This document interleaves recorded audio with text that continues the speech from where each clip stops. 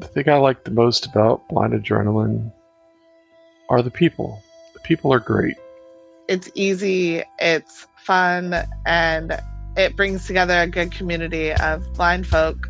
Everyone will probably say this, but I love the interface. I like the interface. All the information is there. Blind Adrenaline has a superior interface. I love the people, of course. I love the interaction between people. It is really lots of fun. It's just done right. I really do love it, for sure. I enjoy meeting new people. It all just works great together. I love all of it. With cool events going down every day of the week, an interface second to none, and the ability to play from any web-enabled device, Blind Adrenaline is the premier online card room for the blind. Come join a great group of people and play for free at blindadrenaline.com. Blind Adrenaline. Sounds like fun. From Wellington, New Zealand to the world, it's the Living Blindfully podcast, living your best life with blindness or low vision. Here's your host, Jonathan Mosen. Hello, this week, feedback on the Oko app, and we hear what accessible traffic lights are like in Budapest. More on the nature of blindness and how we perceive it. And Bonnie Mosen's doing the interviewing today. She has a wide-ranging discussion about guide dog issues with Melissa Allman from Seeing Eye.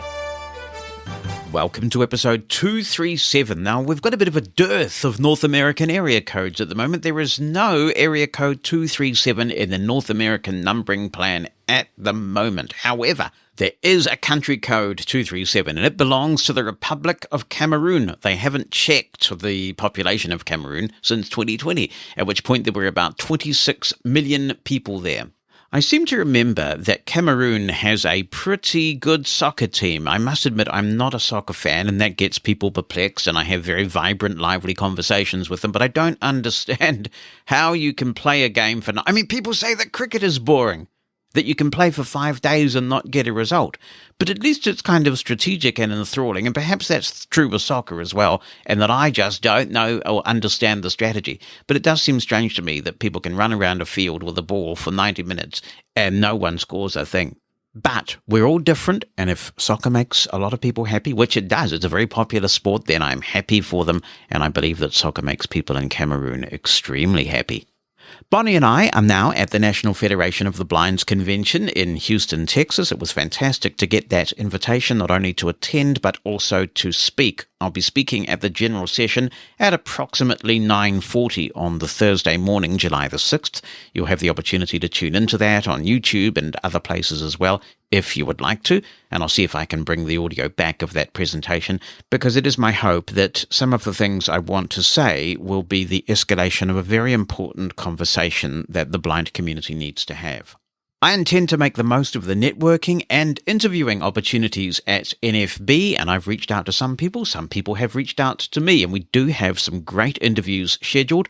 I've got my Zoom F3, which we've talked about on the podcast before, and the Zoom M2, which I recently acquired. The Zoom M2 is just, in case you missed that episode, this little microphone. That's all it is. It's a microphone that records very high-quality recordings, and that means that I can just keep the microphone with me, because if I run into anybody interesting and I convince them and say, hey, you want to be on the podcast and be a mega star?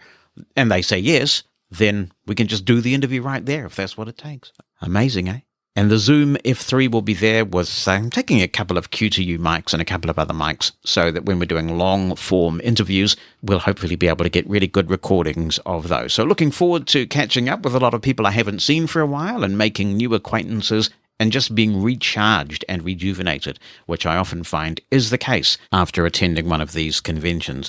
In next week's episode, we're going to be featuring an extended look at the Drafts app. This app, I was a bit slow on the uptake, actually, because lots of people recommended it to me for years, and it took me a while to get into it. Now I'm super into it, and it has supercharged my phone as a content creation tool. But it's not just for the phone, it's also for the Mac as well, and even the Apple Watch. It's going to be a longer episode than normal next week as we delve very deep into Drafts.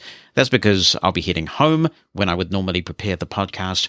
The week after that, so by the time we get to episode 239, you will start to hear some of the audio that I was able to make at the NFB convention. My sincere thanks to Numerous Solutions for making transcripts of Living Blindfully possible. RIM is free for all to use for up to 30 minutes every day. Need more time? Well, there's a range of monthly price plans available, and you can buy a RIM pass to assist one person as much as you like for a 24-hour period. And there's yet another way to use RIM. The RIM Community Support Package is designed for those who occasionally need to provide or receive remote technical support but don't want a pro plan. With the RIM Community Support Package, you get an additional 3 hours every single day. That's on top of the 30 minutes RIM gives everyone free. Normally, this package sells for just $149 a year, and it's a steal at that price. But if you sign up now, you can get it at the special price of just $99. That is one epic deal. Check out the RIM Community Support Package. Use it on your own PC or Mac, or with anyone else's PC or Mac. GetRim.app. That's GETRIM.app. Some more feedback on the Oko app. Catherine is writing in and says, "Hi Jonathan, I enjoyed your interview with Willem, the creator of Oko. I've been using the app for a few weeks now, and I also had the pleasure of speaking with Willem myself. I used the Suggest an Action option in the menu to give the developers a couple of ideas, and Willem emailed me back and asked if we could chat. My first suggestion was that the app should try to give the user hints on which direction they might have veered if the camera loses sight of the traffic signal. I found Oko very helpful when crossing wide intersections, because if I hear it beeping and vibrating, I know I'm heading straight for the walk light on the other side. But if it stops beeping and vibrating, there's currently no way to know which way I veered. I would imagine that the app could use camera data to extrapolate whether the user has veered right or left, and it could give us a hint to help us get back on track. The other piece of feedback I had was that Oko could never seem to find the traffic signal at a couple of intersections in my neighbourhood. When I spoke to Willem, he pulled them up on Google Street View and told me that these particular intersections did not have pedestrian walk signals at all, only red and green traffic lights for vehicles. The app isn't designed to interpret those, and Willem told me there are a lot of problems with it trying to do this because it was misreading them a lot. So for Oko users, if you have an intersection where there's no pedestrian signal, which you wouldn't necessarily know if the signal is inaccessible, Oko unfortunately won't work for that crossing. But overall, I'm enjoying the app and finding it helpful. I also appreciate that the company reached out and is truly interested in user feedback. Thanks as always for the great podcast." Hi Jonathan, this is Peter Tokács from Budapest, Hungary. I have just stepped out of the courtyard of our apartment building. I'm walking on the sidewalk of Tábornok Street. What I'm going to do is try to demonstrate the working of the audible traffic lights in Budapest. This street, Tábornok Street, which is mine, merges to a 6-lane boulevard, Hungária körút, and there is a pedestrian crossing with audio traffic lights. So that is our destination now. By the way, this recording is made by my Blind Shell Classic 1 phone. So I'm just walking with my cane, as you may hear. I'm crossing the street now. Now I will pause the recording. And one more thing, I will describe how it works. So we can purchase in Hungary a remote control. It's a tiny little box. You can put it in your pocket, and there are a button on this remote control, because the traffic lights normally are silent, so they branches of trees, so it is silent normally. if I want to make it work, I have to activate it. It's easy. I just have to push this button, and we will probably hear it will reply with a certain sound, a beeping sound, and then it starts working. Now I'm pausing the recording. Okay, so we arrived. It's a bit noisy here because of the 6-lane boulevard that I mentioned. So what I'm gonna do is push this button in order to make the audible traffic lights work. So it gave this beeping sound. As I keep on pushing the button, it turns the volume up. So it rises the volume of the traffic lights.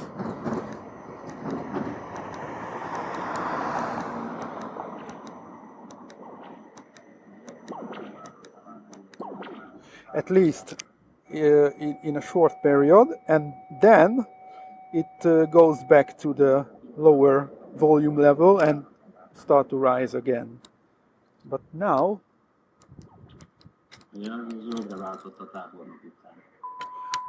what we heard is that the crossing became free, the traffic light became green, exactly, that was announced.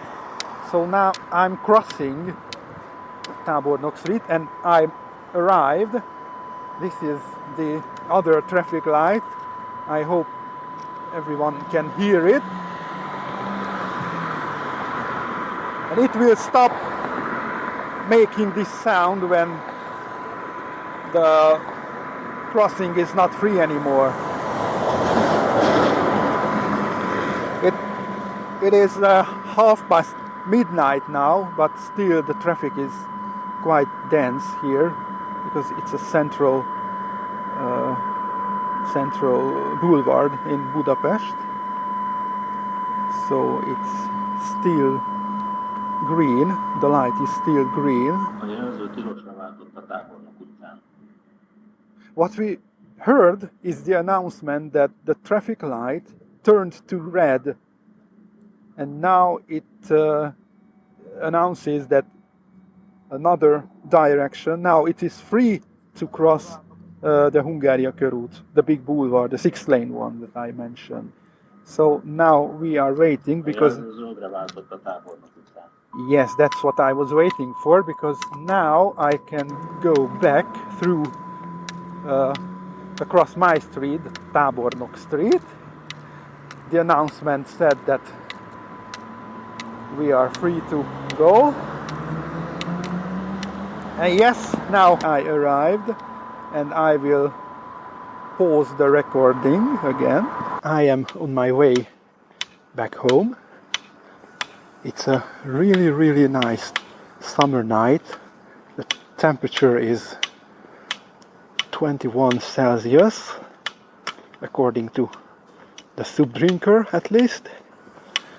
And as I mentioned, it's midnight, so the streets are quiet, at least the smaller streets.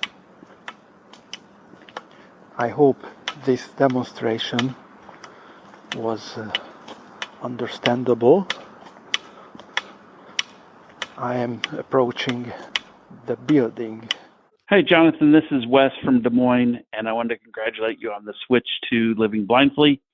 It is a unique name, and I enjoy listening to the podcast each week, so glad that everything is still going on and doing well after the rebranding. I want to respond to a few topics that have been covered on the podcast as of late.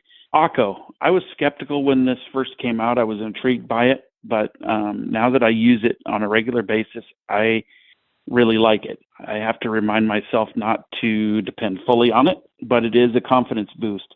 Here in Des Moines, we have a very short rush hour, and we have times where if you are downtown, where we have a lot of one-way streets and such, sometimes you don't get a good, reliable stream of parallel traffic. The other thing you get is some of these really tall buildings around here that have fans and stuff, and with quieter cars, sometimes it can be hard to hear them. I was hit by a car about 7 years ago, and although that thing was not at a lighted intersection, I find myself sometimes needing a little bit of a confidence boost, especially if there's other noise around, or if I don't have a good, surefire surge of parallel traffic. So I like having Oko to kind of confirm what's happening. And if there's no traffic at all, I still like to walk when the walk signal is on because, you know, with all the distracted driving and stuff, obviously, if they're going to blow the light, Oko isn't going to stop that from happening, but I feel a little safer walking when I know that it's my turn to cross. It's a well-done app. One of the things I wish they'd add is a bus stop sign detection. A lot of times I use trip planners for our transit site, so I know where I think the bus stop should be, but if you have a lot of grass and stuff between the sidewalk and the curb, it'd be nice to be able to point the Oko in the direction you think the sign might be, and if it could at least recognize what it thinks is a sign, then you could go explore, because now what I end up having to do is walk on and off the grass and the sidewalk to try to find the signs, because if you're not standing right at the bus stop sign, the bus will drive right by you. I wanted to say a few words about Apple too. I manage the mobile device management of our phones at my employer, and we were going to switch to Apple's Apple Business Essentials. But the site for that, you would think with Apple's accessibility that they would have really done a lot to make it accessible, but they really didn't. There's buttons that don't behave the way you think they should with a screen reader, stuff that's not labeled, things that are a lot more cumbersome. I do have to use Apple Business Manager to actually buy apps for management and also to move phones between servers and stuff. And while most of that's doable, there are some things that you would think should work that don't, like transferring app licenses between server tokens and a bunch of stuff. And it's kind of a double-sided token, because it's what they choose to do correctly. They seem to do a really good job, but the things that they overlook or don't plan for, you're kind of stuck and you're kind of surprised about what those things are. Because I really would have thought the web presence is, iCloud and then the aforementioned mobile device management stuff would work better. But one thing that I have to give them credit for is they have a baseball product now, TV Plus Friday Night Baseball. And I was messing around with it the other day, and they're using the home and visiting teams radio broadcasts for their secondary audio. I confirmed with my wife that the radio is synced with the pitches on screen. This is a game changer for if you have sighted baseball fans who are our friends and you want to watch the game together, because sometimes watching games on TV gets a little tricky because the TV people go off on a tangent. You don't know what's going on. And also, if you try to listen on the radio while someone else is watching on TV, you can't have a hard time getting it synced up. So this is pretty neat to have a solution that you can both use. Sometimes I like watching baseball on TV if I just want to hear the ambiance of the games, but most of the time I listen on the radio. So having that available is pretty neat. Take me out to the ball. Okay. Thank you very much for that contribution, and interesting to know that problems with Apple's web properties persist reasonably widely. Just a brief update on my experience with the Apple Podcast Connect website. I did hear back from Apple Accessibility, who said they'd filed a bug. I'm encouraged by this, but it does suggest that a bug had not been filed before. You have got to be so persistent with this thing. So we had a bit of a dialogue. The bug's been further clarified. And I guess I just wait now and see if anything ever happens to allow me as a blind podcast creator to use the service that I'm paying for and to do what everybody else is able to do. Stephen Cantos is commenting on the Vision Pro. He says, "Dear Jonathan, I'd just like to say that I think I'm not surprised that Apple at first hasn't enabled access to the camera. They're very likely trying to ensure as much security as possible and looking at different ways to keep things private, but before actually giving third parties access to the cameras. When Apple does something, it may take a long time, but they've usually got it done well and with actual thought in mind. So I'd be patient before being automatically negative about the Vision Pro, because it could still be a great accessibility aid if you can afford it. Now, I recognize for the majority of blind people, it ain't going to be a thing we're going to be able to buy. $3,500 plus, it is most definitely not an affordable price, and it's likely more in other countries. So that's certainly a consideration, but let's say it's a better camera than the Envision glasses. If Apple gives third parties access to the camera in future updates, it could be worth getting for agencies who help blind people live more independent lives, and I think it would be a better platform for most of these kinds of apps, like Lire and Envision, to be on, even with the current situation. Thanks for writing in, Stephen. It certainly is a lot of cash to put down, and it's a massive gamble to put that cash down if you're hoping that one day Apple might just relax those third-party restrictions. Because at the moment, really, Lire and Be My Eyes and all of those apps can't do anything of consequence with the headset because third-party apps can't use the camera.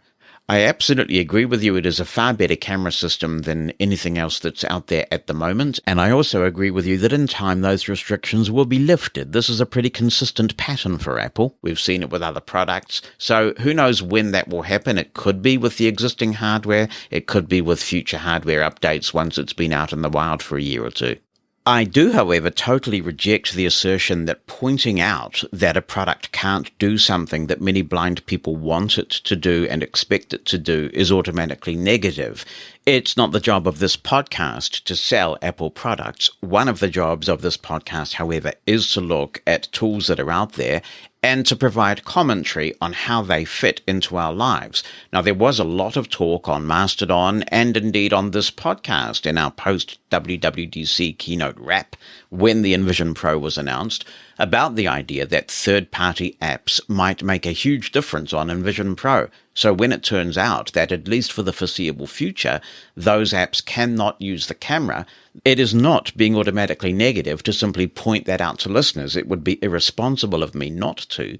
I did point out when we commented on this that there will be a number of accessibility things that the Envision Pro will do, and it may be that there'll be a lot built in to Envision Pro that will be quite enticing to us. More on that will be available in the forthcoming weeks and months. The software development kit is out now, for example, and we will learn more about the accessibility features. But the idea of Lire, Be My Eyes, and Vision, SuperSense, similar apps being on the Envision Pro was a live topic. At least for now, that's not possible. Pointing that out here on Living Blindfully is simply a statement of fact. Mastodon is the social network where the Living Blindfully community is most active. Join us there for conversation about the most recent episode and items of news to help you live your best life with blindness or low vision. All you have to do from any Mastodon instance is follow podcast@livingblindfully.social. That's podcast@livingblindfully.social. Andrew Walker's in touch from the UK with a response to Beth's email from episode 236, and he writes, "While I personally did not agree substantially with her stance on blindness, I am aware that many people would agree with her. I feel this is a shame, as there would appear to be a deep-seated unhappiness and a yearning for something unobtainable, namely the restoration of sight. I would say right away that I am not making judgments or attempting to tell others how to live their lives. In any event, even if I had some profound wisdom to tell, I think that anyone in despair with their lot would find what I have to say unreasonable, if not insanity. What I can say is what has worked for me personally.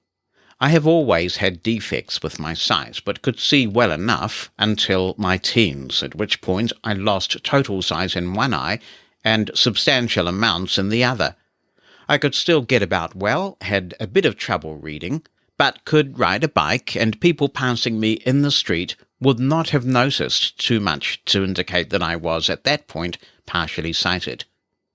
When I was 40, that's about 25 years ago, I lost all of my remaining sight within a few weeks. I never went through a period of grief for the loss and did not enter the protracted period of mourning as many people told me I would. Total loss of sight, however, meant I had a whole lot of learning to do. I didn't have a grand plan, but I tackled issues as they came up. I learned how to use a cane in a few days, and 10 days after going blind, I returned to work, travelling by train on my own. I would say that it took me about 5 years before I felt myself to be a, quote, proper, unquote, blind person, rather than someone just playing at it. I continued my work with people with disabilities, including people exhibiting what could be termed challenging behaviours. Strangely enough, I worked in an establishment with about 300 staff, and I was the person they called for when there was trouble.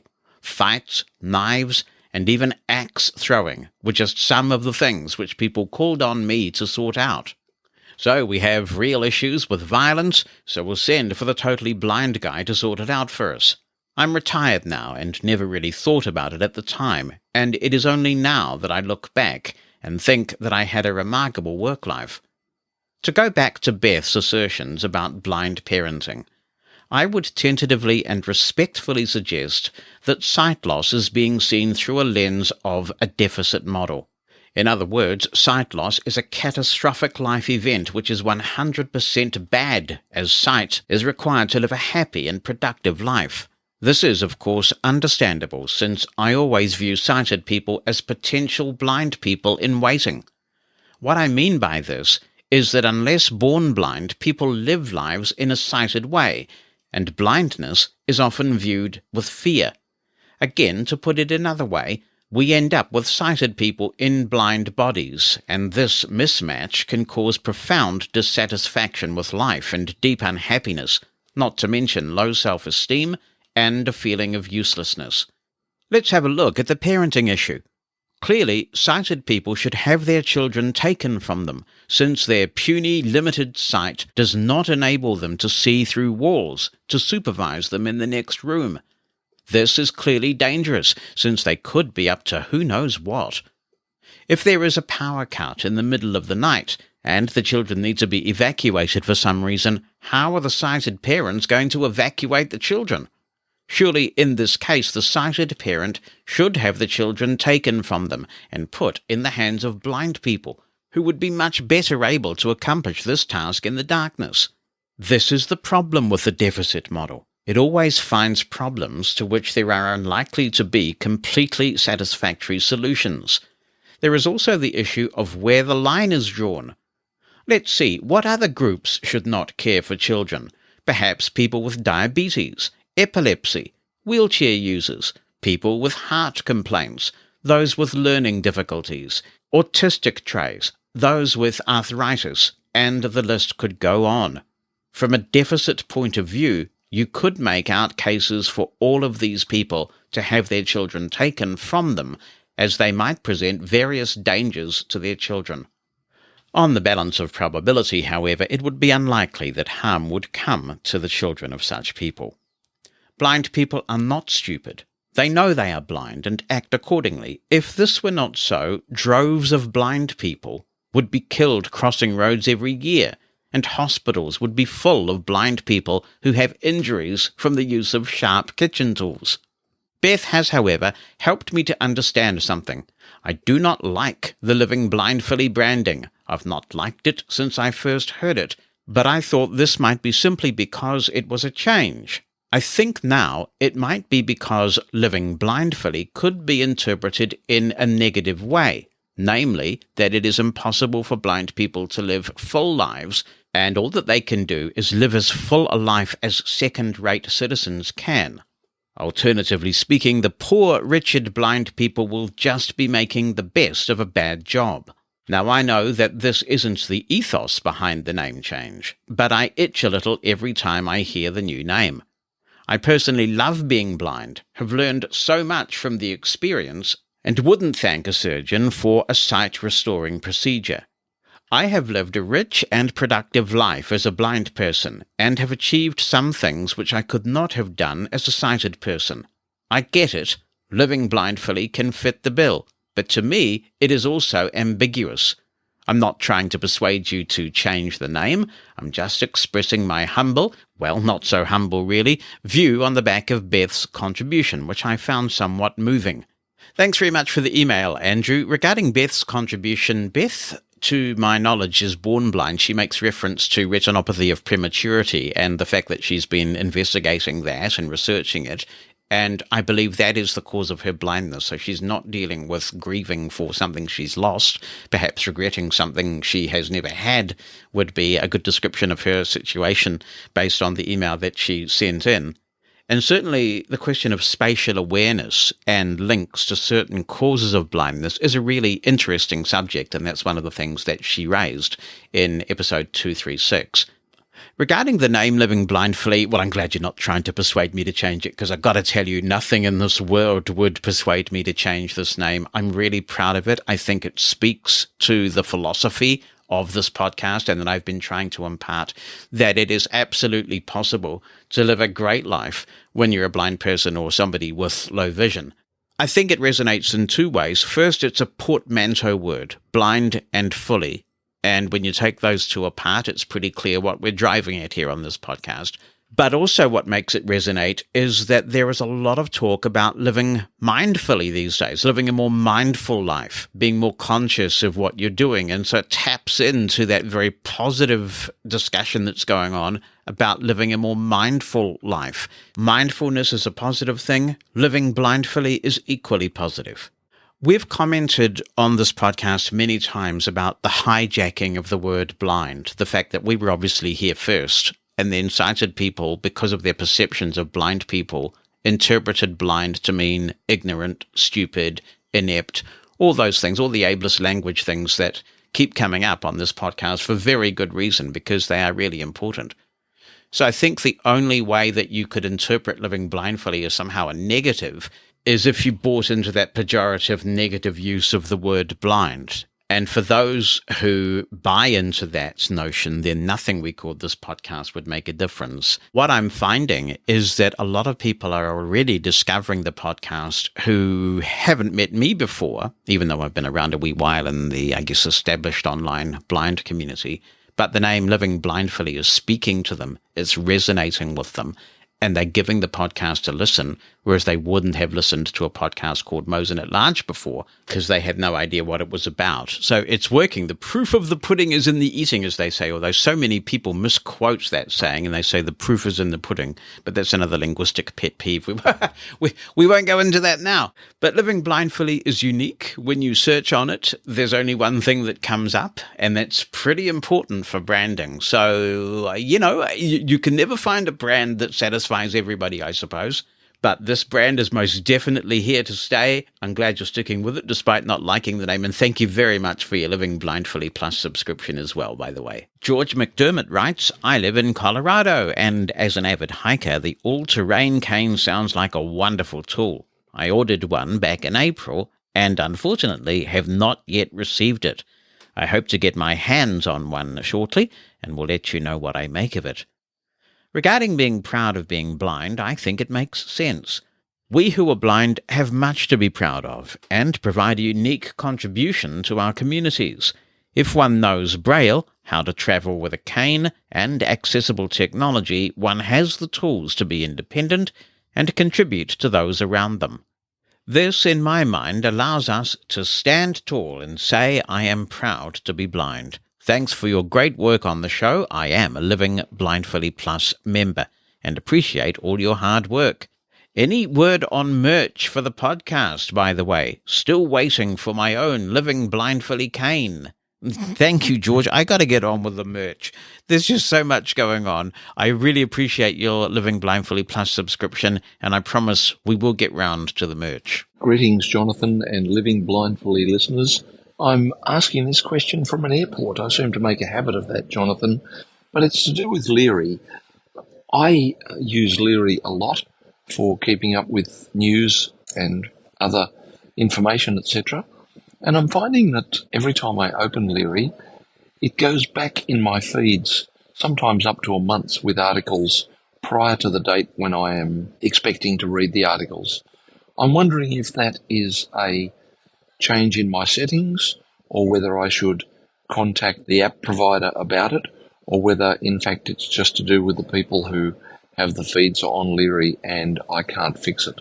hopefully you can give me an answer. Well, I'll do my best, Graham. That is Graham Innes coming in from another airport in Australia. Good to hear from you. I also use Lire a lot. It is a great app, and of course we interviewed the developer a long time ago now on the podcast. I suspect what's happened is that you've changed your filter by accident.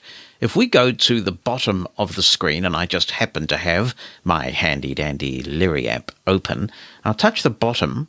Toolbar, all articles, button, 1 of 4.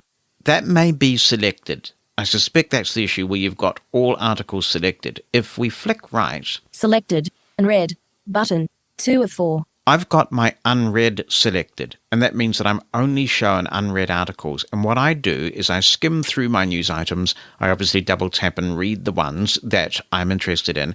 And when I'm finished, I double tap in each feed the Mark All as Read button. That means that when I go in, having marked all as read, I'm only going to see new content that may interest me. So if you follow that workflow and make sure that the second option, that you're only seeing unread at the bottom of the screen, is selected, and then you mark all your content as read as you go, then you should be okay in only seeing new content. I haven't seen any change in behavior from the app in recent times. Living Blindfully is brought to you in part by Lire. That's the service that offers professionally trained agents to give you sighted assistance anytime, anywhere. It's good to see Lire now being offered as an accommodation in an increasing number of workplaces.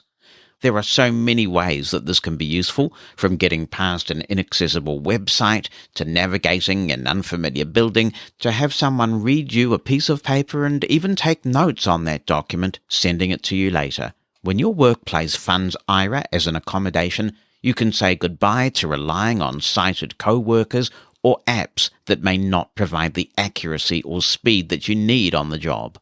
Lire can improve your productivity, efficiency, and independence in your workplace. And when you advocate for Lire to be available in your workplace, you're not only improving your own productivity, you could be helping to make a dent in our high unemployment statistics. We're already seeing that workplaces that embrace the need for visual interpretation tend to hire more blind people. Win-win. Lire will work with you to advocate for your workplace to offer sight on demand.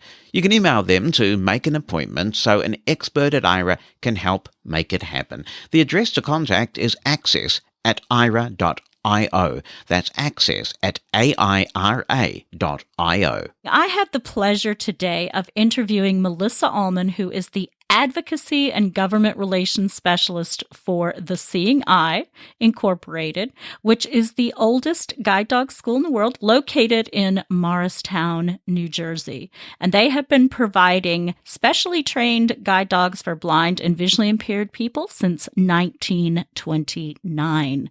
And I am also a very proud graduate of the school. And today we're going to talk to Melissa about a few things, most importantly, the access issues that are going on for guide dog and service dog handlers, particularly in the United States. We're also, of course, going to be focusing on the Seeing Eye's advocacy app, which was dropped just a few weeks ago, and delve into that. So first, I'm going to talk, Melissa, why don't you give us a brief bio of yourself? I was actually born in Ohio, and I lived there, until I went off to college, pretty much, and then went to graduate school after that. I am a lawyer by training, and I practiced law for 12 years. Most of what I did was fair housing work. I represented people who were experiencing discrimination in housing situations. Sometimes it was because of their race or gender or the fact that they had kids.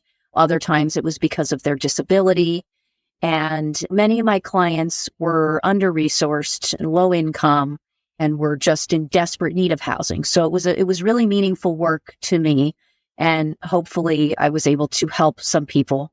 I practiced law in Delaware at a legal aid organization for 10 years. And then I went and worked in Chicago at a fair housing legal clinic for 2 years and a quarter. And during all of that time, so I actually was matched with my wonderful, awesome seeing eye dog, Luna, while I was living and working in Chicago. So the way that happened is that I realized how many amazing opportunities there were in Chicago for traveling around more efficiently and more independently and with more confidence. And I kind of thought, okay, this is the time. This is the time and the place for me to finally brush up my travel skills in the way that I need to and apply for a dog. But while I was doing that and working at the Fair Housing Clinic, I would often encounter cases where people were trying to access housing with a service animal, or in some cases, an emotional support animal, which is allowed in housing. Or maybe they were already there and it was recommended, or they received training with a service animal and they were having challenges with respect to access. And so that area had already started to become a passion for me. And that really solidified while I was working at the Fair Housing Clinic. And then one night I was sitting on my couch, and I don't think it was 109,000 degrees that day, but it was a nice, cool day in Chicago. And I was sitting there thinking, all right, well, I see this email from the Seeing Eye about a graduate call that's coming up, and I would like to attend that. And I wasn't actually going to even scroll all the way down to the end of the email at that moment. But then I did, and I saw this amazing job opportunity, which was the job that I currently do. And I almost felt like someone said, what would you like to do? Write up a job description. And that's what I felt like I was reading. So then I applied to the Seeing Eye for that job, and was extremely honored when I was selected for the position. And I've now been working here in that role for, it will be 5 years on, I think it's going to be April 18th. So there you go. And today is Luna's birthday. So all kinds of well, happy great birthday, Luna. And Luna is a yellow lab, correct? Yes, she's a yellow lab Golden Cross, and she is lying on the floor behind me, sleeping peacefully. Oh, that's good. I think Eclipse is here too. I met Melissa actually 4 years ago when I was getting Eclipse, and Eclipse would often follow Luna down the hall as we were heading to the dining room for lunch. So we had a Luna Eclipse. Yes, we did. So happy birthday, Luna, and congratulations on your 5 years at Seeing Eye. It doesn't seem like it's been that long, but then, throw the pandemic in there and time just sort of goes out the window, I think. It really does. It really does. You had a lot of access experience before you even joined the Seeing Eye and saw it from the other side, particularly with the way service animals trying to access things just in the Fair Housing Act.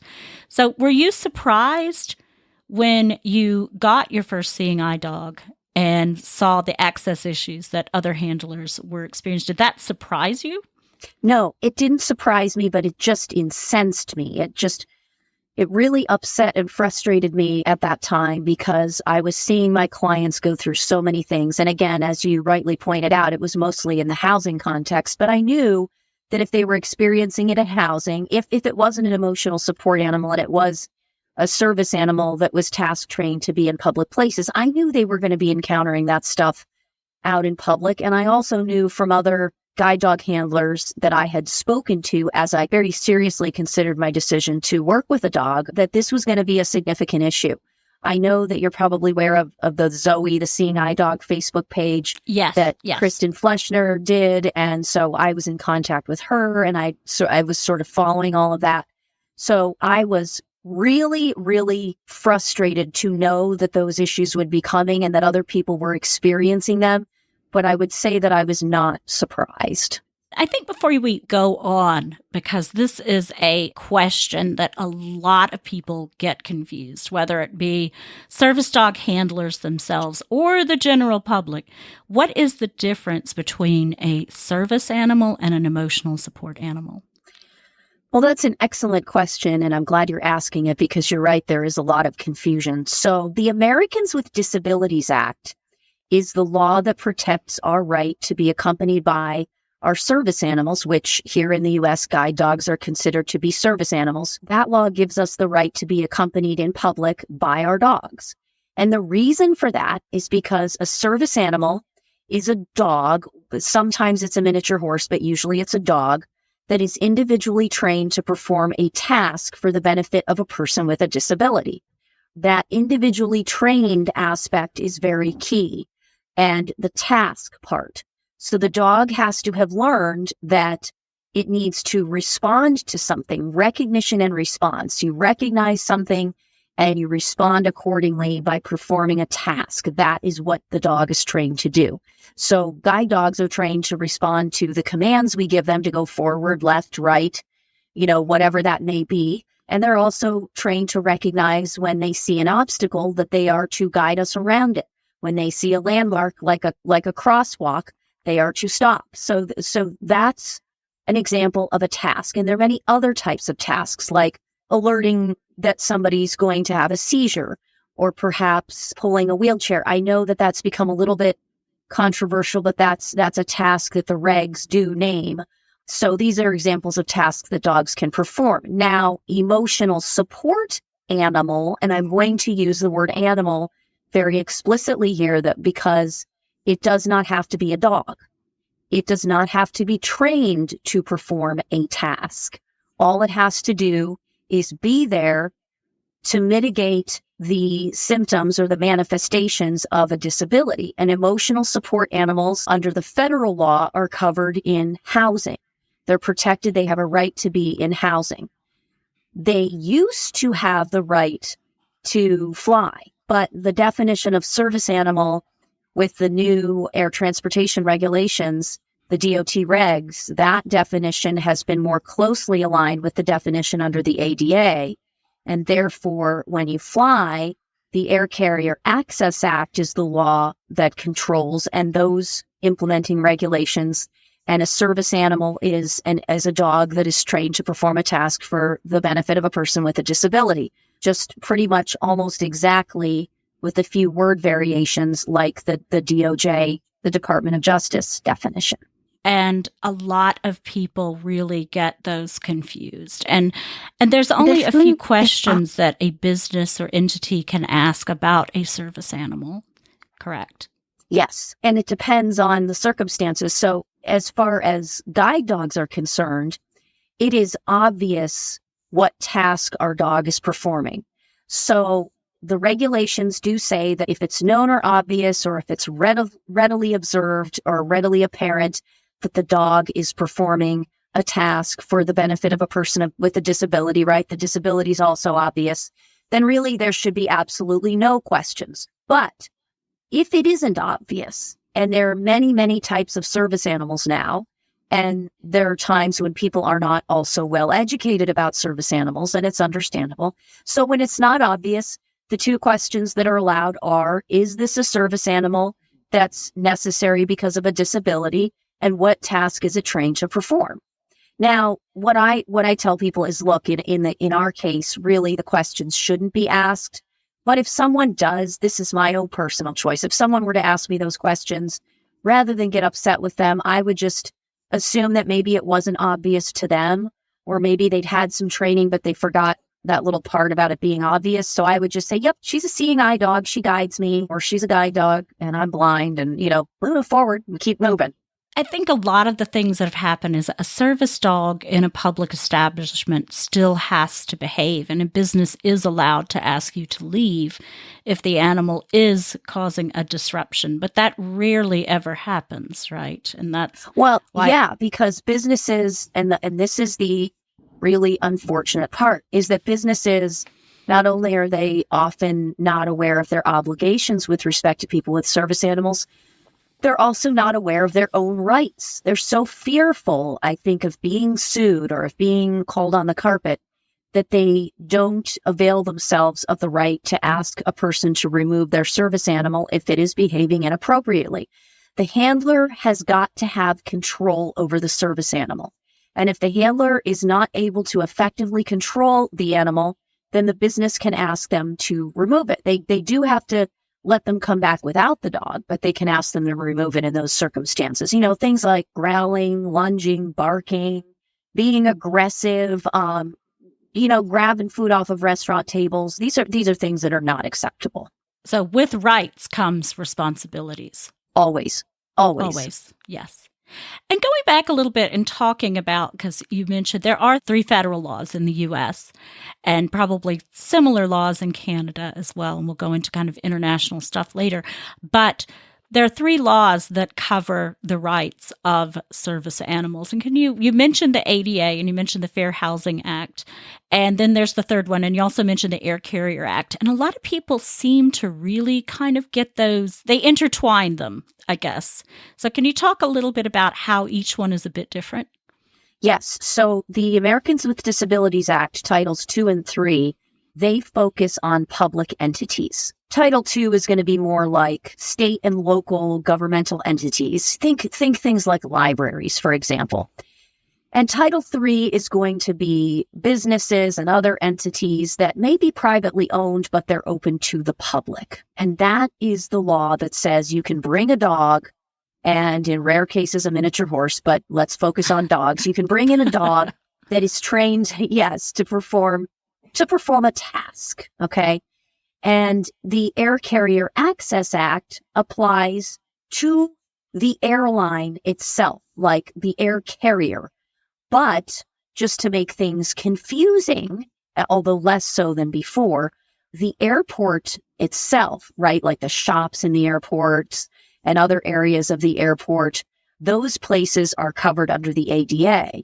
But once you go into the airline, once you get on the plane or you're at the gate and you're standing at the counter waiting to board, whatever the situation may be, that's where you've got the Air Carrier Access Act that comes into play. What are some differences? Well, one difference that went away, and I don't want to confuse people, but since emotional support animals used to be allowed on airlines, you could literally like fly with your emotional support cat, but it wasn't necessarily protected when you were walking through the airport. So if you brought it into the Chili's, right, they could tell you to leave with it.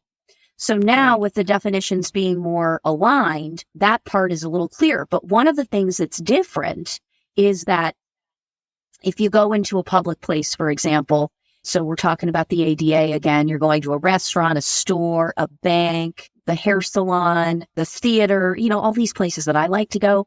That is a situation where really you should just be allowed to go in with your service animal. And as we discussed, if it's obvious, if it's not obvious, the 2 questions can be asked. If it is, then they shouldn't be asked. And you don't have to disclose when you're going to a public place. You can just go. You don't have to disclose ahead of time that you're going to be bringing your service animal. However, one of the things that is very different with respect to air travel is that under the Air Carrier Access Act, new regulations for service animals, they are allowed to, and all airlines are doing it, ask you to complete an service animal air transportation form that attests to your dog's training, health, and behavior. And there are all sorts of issues associated with that. But you do have to now, and you didn't used to have to, but you do now have to disclose ahead of time that you're going to be flying with your dog. The Fair Housing Act protects both service animals that are covered by the ADA, which is the less restrictive standard, and it also protects emotional support animals, which don't have to be dogs. They don't have to be task trained, but the landlord is allowed to ask for as much documentation as they need to evaluate a reasonable accommodation request to have that dog or that animal there, dog, cat, ferret, whatever it may be, within reason. So the landlord can ask whether or not you have a disability, and they can ask for information about your need for the animal.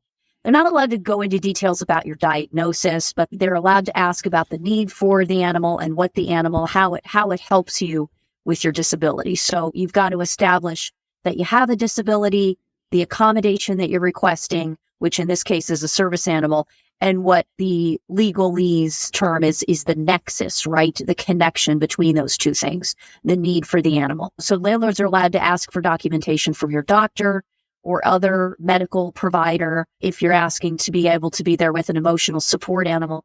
And they're also allowed to ask for some documentation if it's not obvious what task the animal is performing. If it's a service animal that is allowed in public, but they don't know what it does. Maybe it's a PTSD assist dog and they don't understand, and it's not obvious when you see the team working. So that's information a landlord can ask for. But again, back to situations like ours, if it's obvious what the dog is doing and it's already a service animal covered by the ADA, then they're not allowed to ask those kinds of questions. Really, no documentation is required. It's best practices to say, I need this animal as a reasonable accommodation, so I'm asking you to waive all fees and deposits that you would normally charge for animals, and also, by the way, to allow me to have an animal here if you don't allow them. So that's really the more nuanced look at it. I like to think of the Fair Housing Act scenario as an umbrella of assistance animals. And under that assistance animal umbrella are service animals covered by the ADA, like Luna and Eclipse, and then emotional support animals, which do not have to be dogs and do not have to be trained. And we won't dive into the whole national identification for service animals, but this protects all animals, whether they be program trained or owner trained, correct? Absolutely. And thank you for bringing that up. The ADA does not specify that a dog has to be trained by a certain school. You can be owner trained. It just says individually trained. And that really can mean anything. And also since you brought up IDs, there is no requirement under the ADA that we show an ID to prove that our dog is a service animal. We're paperwork. Everybody likes to talk about paperwork and certifications and all that. Yes. But that's because of what the internet and the people who like to sell those things and make money have perpetuated out there, because anybody can get anything online. It doesn't make something a service animal and doesn't mean it's trained. And a lot of business, unfortunately, or a lot of public places are asking for that kind of identification. Yes. Now, because of that misconception that's been perpetuated. That misconception, yes. Going back to when you first started at the Seeing Eye, what was the reason the school decided that they needed an advocacy person? Was there kind of a watershed moment they decided, or was this something that they had been considering for a while, or was it something that graduates requested?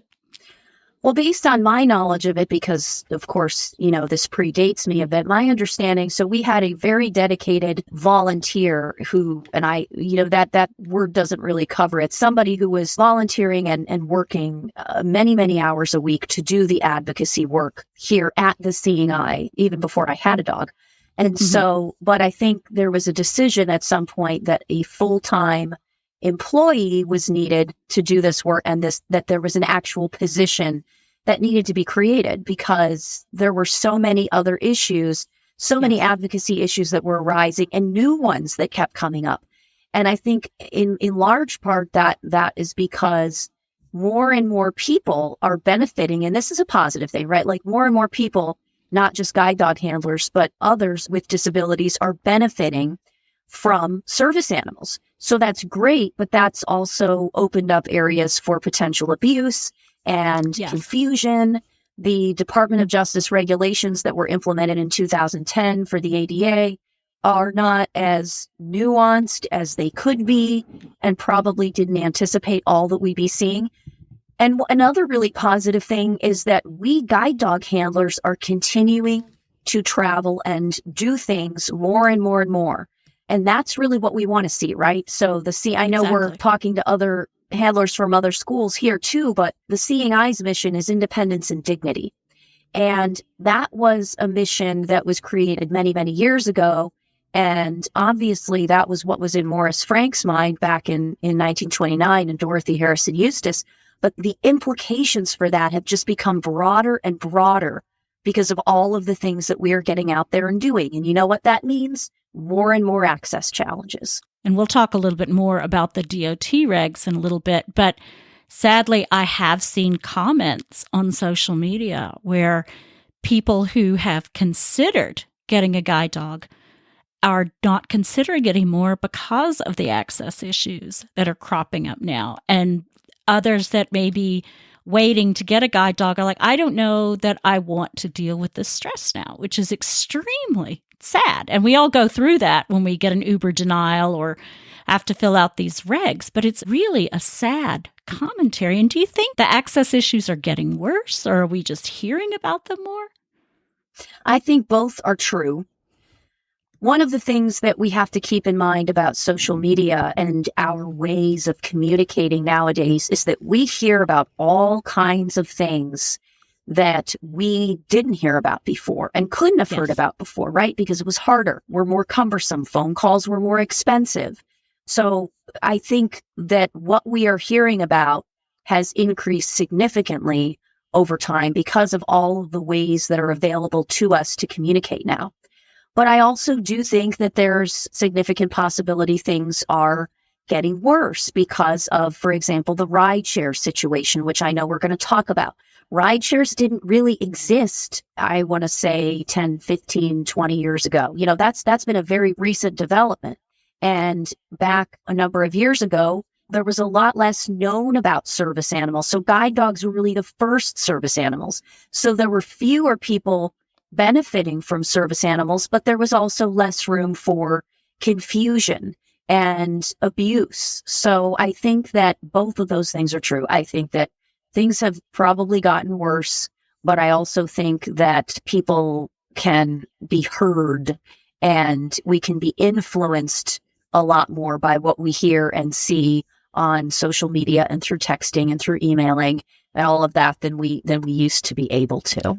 And also we tend to also hear the bad things. I mean, as we're talking, there are many guide dog, service dog handlers who are getting in Ubers, getting in ride shares, getting on planes, going into restaurants with no problem. So, and they're not going to write about that. They're not going to say, I ran 5 errands today and I got into every place I went. They're just going to run their errands. It's just part of their daily life. If they post about a restaurant that they ate at recently, they're not going to say, I got in with no problems. They're going to say, this was the best Greek restaurant I have been to ever in my life. Because there's an expectation in this country. There's a general fundamental expectation that our rights will be protected, that they won't be violated. I know that that's challenged a lot, but we take things for granted is what I'm saying. But it's when the bad stuff happens that you hear about it. I mean, yes, I think that does pop up occasionally on social media about people saying they don't think they want to deal with it. But I hear more stories and more conversations from people about, this is what happened to me with my dog. What can I do? And what do I do now? Not, okay, I don't think I want to have a guide dog anymore. That's encouraging because as we both know, it can be frustrating. It can be demoralizing. It can be humiliating. But at the end of the day, we know how much independence our dogs bring us and how much joy they bring us as well. Well, absolutely. And all of those things are true, right? And horribly anxiety producing. You know, I think that we're in a society today where people are more comfortable talking about their anxiety and ways that they feel about things. And again, social media has made that much more possible. So, you know, people might have been anxious about these things and felt demoralized and humiliated 20 years ago. But again, we didn't have ways to hear about it as much. Now, going back to the pandemic, and we're still in the new normal now, I guess is what we're calling it, because the pandemic is still kind of here. But what sort of access issues, if any, came up during the pandemic? And do you think that after now, as we're going through this, or not coming back out into the world, maybe is the best way to put it, have they changed? Do you think it's different now? Has it gotten worse since the pandemic? So, well, here's what I would say. I would say that in the depths of the deep, dark lockdown days, you know, where we were all washing our groceries and no one really knew what was happening, there were some definitely new access-related issues that were coming up that none of us had ever seen before. And one of them was this issue of social distancing and this reality that we who work with guide dogs, our dogs are not trained to social distance. That's not something that we want to train them to do because we don't want them stopping 6 feet short of something or someone that they need to go around so that they can safely and successfully guide. And that was really alarming, I think, for a lot of the public who didn't understand why this person with a guide dog is getting so close to them. We heard about that, definitely, here in Morristown. So that's something that was coming up a lot. How do I social distance? And another thing that would come up is that people didn't realize, and we still have something actually on our access page about this that I haven't asked to have taken down yet because as soon as we do, it'll come up again. But we put something up there about the fact that you're not going to catch COVID from a dog, right? So the fact that our dogs would come in places and wouldn't be masked because you can't really, that just does not work very well. That did not mean you were going to catch COVID from the dog. Another issue that was really interesting and problematic and frustrating is the sidewalk dining sprawl that happened.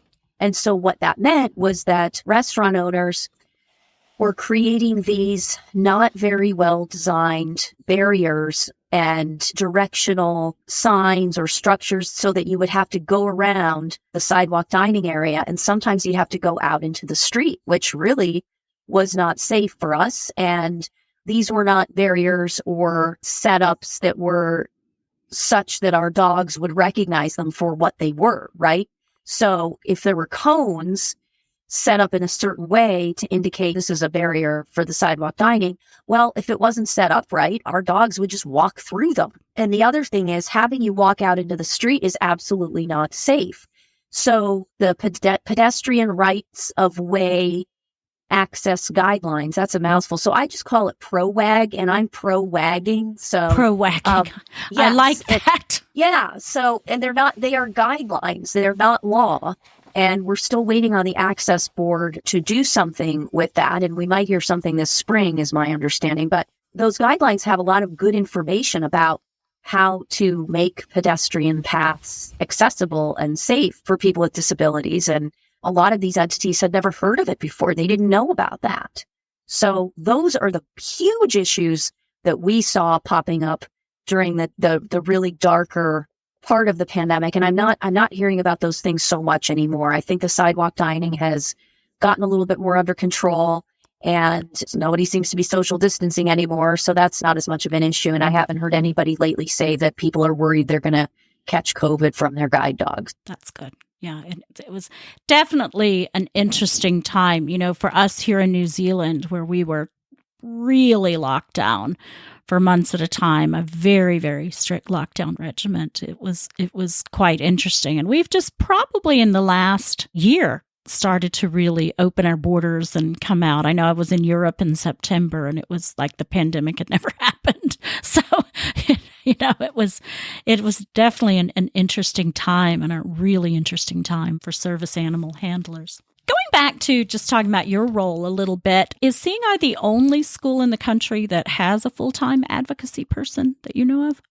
To my knowledge, yes. There is another school that has someone who is the director of outreach and advocacy. So they oversee some specific people who are focused on, going out and doing some recruiting and promoting the school's mission and that sort of situation.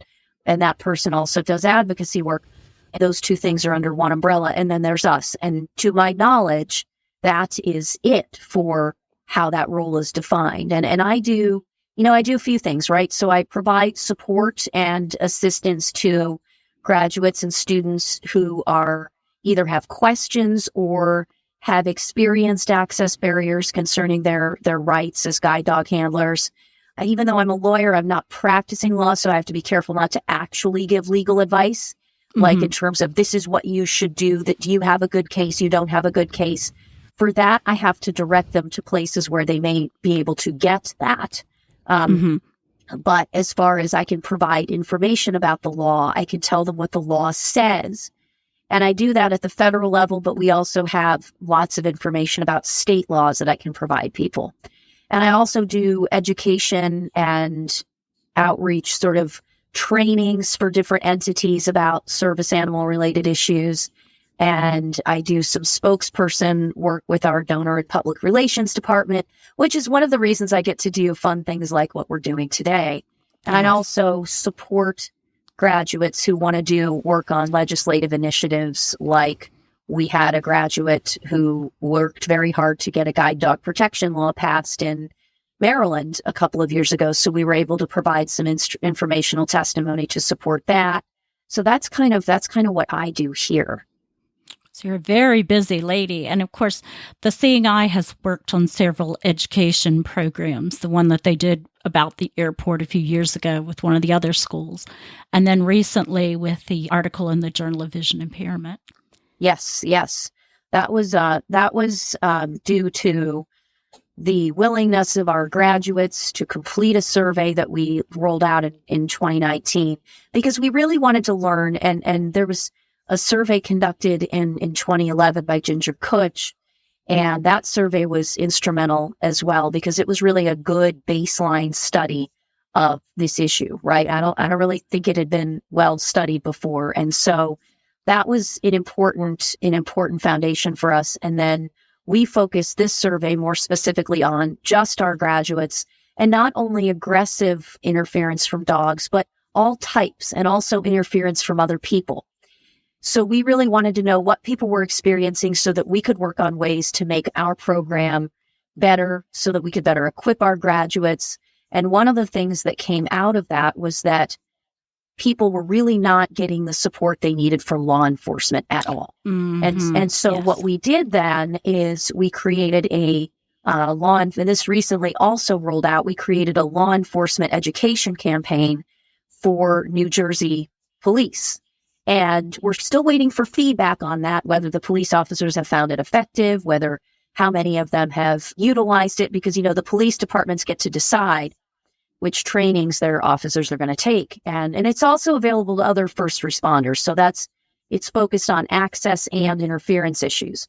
And it has a federal component, but it then has a very New Jersey specific module. And so what we would like to do, as we wait and see how this one is received and what changes we need to make, we'd like to develop these in many other states as well. And just because we have such a huge, broad audience that will be listening to this interview, from people who are guide dog handlers to people who aren't, and even non-visually impaired people, describe a little bit about what you mean by interference with the team and how that's so dangerous. Interference is dangerous, to start with that, before I even talk about what it is, because anything that distracts the dog from its work is detrimental to the safety of the handler, right? So an interference comes in a lot of forms. Interference can be aggressive physical contact from another dog, where a dog bites your dog or tries to bite your dog or does something that is so aggressive and terrifies your dog, like growling, lunging, all kinds of things. It could also be non-aggressive interference, where maybe you're walking down the sidewalk and somebody has a ridiculously long, not that I have an opinion about this, flexi lead or something. I think we all do. Yes, and they're talking on their phone, and their dog is just out there in the middle of the sidewalk and maybe just wants to play with Luna. Yeah. But really, I can't get past. I don't know what's going on, and she is trying to get past, and every time she does, the dog play bows at her. Or it can be interference from people who say, I know I'm not supposed to pet you, but I just can't help it. I just can't help myself. Well, you know what? You got to learn to help yourself. We're adults here. Although I sometimes think children are better behaved than adults. A lot of times they are, because they've gotten good education. Education. From the donor and public relations department. Yes. But also, it could be a situation where somebody's making noises at a dog, or, and you know what people underestimate, and this is something that we really found in our survey results and in the article, is that just really subtle types of interference can be very distracting, like somebody making eye contact or gestures at a dog that might not be audible at all. And so, this is the kind of stuff that if you're standing at an intersection and you're trying to safely get across the street, and somebody has bent down on the other side of your dog and is visiting with your dog and playing with your dog, and maybe they're not making any sound, that's the kind of stuff that can make your dog not see that car that's turning in front of you, or cause you to wonder what the heck is going on and how you're going to get safely across the street. Maybe somebody distracts your dog so your dog makes a clearance error or something. So that's kind of like if somebody's driving and somebody grabs the steering wheel, that's very, very, very dangerous. And that's how interference is a problem. And what I always like to add my little PSA in here is, you really shouldn't do this with any dog, especially a service animal, but you don't know any dog and you shouldn't do this, period. Well, that's exactly right. I mean, I have a friend who teaches her children, you do not want to make assumptions. Just because you see a dog and you think it's cute or you think it looks nice and friendly, don't make assumptions. Ask if you can pet the dog, ask questions, make sure that the situation is safe. And a lot of times people don't do that. And talking about law enforcement, and it's great that there's being more training in this area. But as you alluded to earlier, there is a lot of difference between jurisdictions. And I know I experienced a aggressive dog attack 10 years ago when my Lizzie, my retired dog, was attacked by 2 pit bulls in Boston. And law enforcement and animal control did absolutely nothing about it. And that is an issue. And just talk about how there's so much difference between law enforcement and animal control. And what does someone do in that situation? And do you think it will get better? What you do in that situation, if your dog has been attacked, you should call the police immediately. But before you do that, before you're even in that situation, you want to know what the law is in your jurisdiction. And when we talk a little bit about the app, we're going to talk about how easy we've tried to make that for you. But you may not have it memorized, but just know as much as you can about the law. Have a copy of it either with you or have it on your phone. Have it somewhere so that if you do call and the police say, well, we're not going to get involved in this, it's a civil matter, or call animal control. And, you may live in an area where there might be an on-call animal control officer, but that's not going to get you the immediate help you need. You might be feeling unsafe. You might be injured. You might be completely disoriented because of the dog attack. You might not have any idea how seriously your dog is injured. And these are things that because of we have 47 states that have guide dog protection laws of some sort. And for that reason, and they impose criminal penalties, right? So it varies the laws vary in terms of scope and strength. We've got states like New Jersey that has Dusty's law, and it's a pretty comprehensive law with the standard of recklessness, which is not a high standard. It can be anything from if the dog is killed or injured, it's a 4th-degree crime, which is a felony in New Jersey, to a petty disorderly persons offense if you intimidate or obstruct the dog or harass it in some way that's not physically injurious. Those are things that can be a petty disorderly persons offense. But you have other states where the conduct has to be willful and malicious, which is a really high standard. Then that means that the reckless person or the negligent person that law may not even come into play. So it's important to know these things.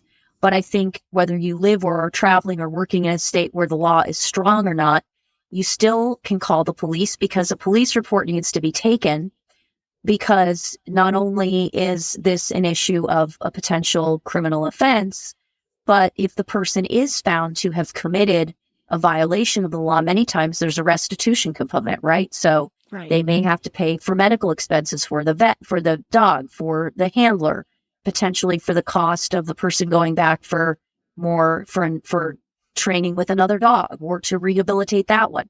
And different schools have different ways of handling that, and people might have different costs. Maybe they have lost wages because they're hourly, or they can't get time off and they have to take unpaid time to go back and train to work with another dog. So that's why we need to be availing ourselves of these laws. We can't make the police act upon them, but they're not going to if we don't at least try.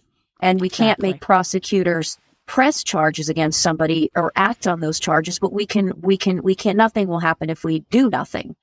Animal control has a role to play, right? They are good at investigating animal cases, assessing, okay, let's see, well, this was a bite. What kinds of things need to happen? I mean, they're definitely good and they have value in terms of their role, but they don't have the same authority that the police are going to have necessarily. And also, like I said before, you may not be able to get an animal control officer out there quickly if it's a strange time of day.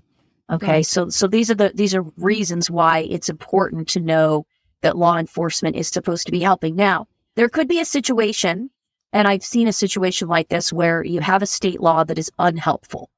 Let's just say there's a guide dog protection law, and this happened. It was a state where the conduct had to be willful and intentional. It wasn't even malicious. Mm-hmm. It was willful and intentional. And the owner of the attacking dog had no reason to know that this was going to happen because their yard had been vandalized while their dog was in the yard, and the dog got out and attacked a guide dog. And they didn't know that the dog had any propensity to do this. Now, should they have been more attentive when their dog was out in the yard? Probably, and all sorts of questions can be asked there. But the bottom line was, in this situation, the guide dog protection law said intentional, willful, and intentional. And that standard was absolutely not met. These people had no idea, and they felt absolutely horrible. So in that situation, animal control and the police worked together to cite the owner of the aggressive dog under some helpful local ordinances. So never underestimate the value of your local ordinances, and know your leash laws. Know what your leash laws are. Know if you live in a jurisdiction where there isn't a leash law, so that you can be aware of that and think about other strategies for communicating with and negotiating with neighbors or people who might have loose dogs or dogs that are not well controlled. That's great advice, because as we know, particularly in animal control, a lot of jurisdictions, particularly in the South, the rural areas, are very under-resourced. And knowing all the different players, if you will, the police, local laws, is really a good thing, and staying informed with what works in your county or your jurisdictions. That's really glad you touched on that. And there's nothing, I mean, these are very difficult situations, and there are no perfect answers. And when these things happen to us, many times we are going to walk away not feeling that we got everything that we deserved or desired out of it. But all we can do is the absolute best that we can do, inform ourselves. And sometimes many times we're the ones that have to inform law enforcement. I had a law enforcement officer tell me very recently, a retired law enforcement officer, say to me, the police don't know anything about this stuff. It's just not on their radar, and they're not told about it. And it's like with a lot of things, they go through so much training. Even restaurant owners who don't know that animals are allowed, they've probably been told by the health department, you can't have animals in your restaurant. They just don't know. So if you don't get training in something and you don't get educated about something, that doesn't mean that you're trying to be mean. It just means you don't have the information. It's not the guide dog handler's fault, but that information does need to be provided. That kind of segues into another question, is handling access denials. And we could, I'm sure, have a conversation for days on this subject, because it is it's frustrating, it's demoralizing, and every scenario is so different. So I don't think there's one size that fits all. But when you're faced with a denial, what advice, I guess, would you give somebody? I would say, and this is the hardest thing, the thing I would say first is the thing that is hardest, and I include myself in this: stay calm.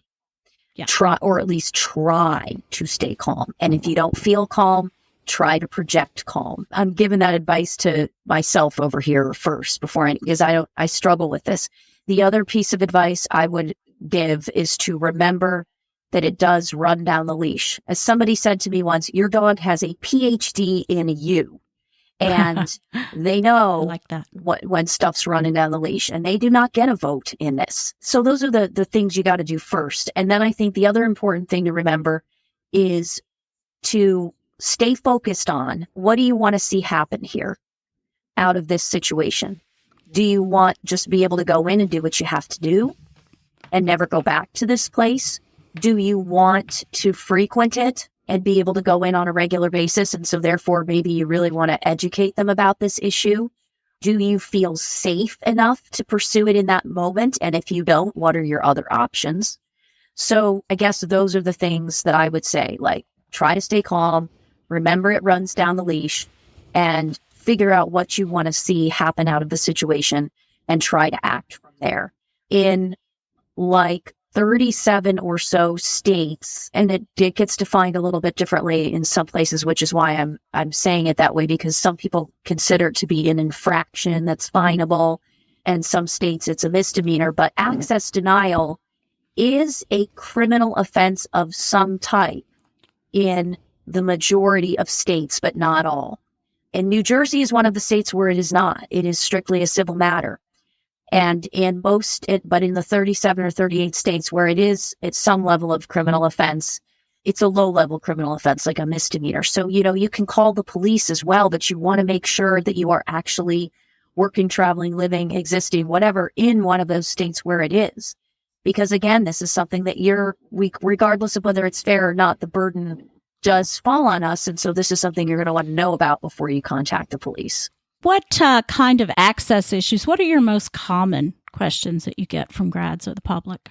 I would say right now, the most common issues we're dealing with for our grads are rideshare and air travel. So folks may know that a while back, the National Federation of the Blind sued Uber and Lyft over access denials, and there were some settlement agreements in place which had monitoring periods. And so there was a level of accountability during those monitoring periods for Uber and Lyft that no longer exists since those monitoring periods have ended. I did not know that. Yes. When I say no longer exists, I just mean in terms of that close monitoring, right? So the law, the ADA, and also Canadian laws too, by the way, do protect our right to use ride shares with our service animals. And the rationale for that under the ADA is, yes, it might be your private car, but you have opened it up to the public. And you don't get to discriminate against other people based on other laws. So you don't get to discriminate against people with disabilities, and that includes refusing service animals. And also Uber and Lyft have policies in place that make it a violation of their policies to deny service animals. But of course, now that those monitoring periods have ended, there is, unfortunately, and it wasn't perfect even during that time, it was bad then too, but now there's less enforcement, rigorous, appropriate enforcement of those policies by the rideshare companies against drivers. So that's a really biggie. And as far as the air travel piece, it really comes down to the issues with the forms that I referenced earlier as a result of the new regulations. And I think the biggest problems people are having is airlines have all kinds of different interfaces for how you access and submit those forms to them. The regulations don't restrict them from having that, but they do require the forms to be accessible. And although the DOT has made that form accessible, some people are not tech savvy and they don't realize that. But also, there are a couple of airlines out there that are not doing things in as fully accessible a way as the regulations would require, and that have very confusing processes because there are about 4 airlines that are now using a third-party company to screen service animals, and it's created a ton of confusion to screen those service animal forms. So I am just in the thick of it with people calling about air travel issues right now because of that. As far as the general public that are not handlers, what they really want to talk about are the fake service animals and how you know if something's a service animal and why are animals, riding in shopping carts, and is that little dog really a service animal? So these are the kinds of, by the way, service animals are not allowed to ride in shopping carts according to the regs, but these are the kinds of things that the general public tends. So they're wanting to kind of educate themselves. Yes. Going back to ride shares, and then we'll do a dive into the DOT forms. Do you think things will ever change? I mean, it seems like that you can sue them, you can complain about them, and not much is done with the drivers. There's very little response from Uber. Oh, we'll give you a $10 credit or something like that. So does it actually work? And are the schools or yourself in contact with some of the bigwigs at Uber and Lyft? So what I would say is that I am hopeful, because there's nothing wrong with being hopeful, right? That things will change and that things will get better. But the only way that's going to happen is as we become more and more and more vocal and active at the grassroots level. We blind and low vision folks are not going away. And so where we are right now is that this is a problem that's getting worse. And our community has never been one, in my experience, to take things lying down. So one of the challenges we face right now is that, at least in the U.S., Uber and Lyft have these terms and conditions, and one of the terms is arbitration, right? So if you want to settle a claim, you've got to go to arbitration. And we've got the Federal Arbitration Act, and the courts take that really seriously. So that's one of the challenges for people who want to get legal representation and sue Uber and Lyft. The other issue is, and I say this with no disrespect to my community of lawyers because people have to have livelihoods. They do this for a living. But unfortunately, a lot of times there isn't a lot of money in these Uber and Lyft denial cases, especially in states where there aren't good damages statutes, right? So we talked about the federal law not being as helpful as it, and the ADA, right? You can get injunctive relief, which is basically, hey, do the right thing, but it's not, the damages piece just isn't really there. So that makes it a challenge. But with state laws, there are some states that do have good laws that if your rights are violated and you're discriminated against based on your disability and the presence of a service animal, you can get damages and all of that, but you got to find a lawyer who's comfortable pursuing a claim like that and has the expertise to do it.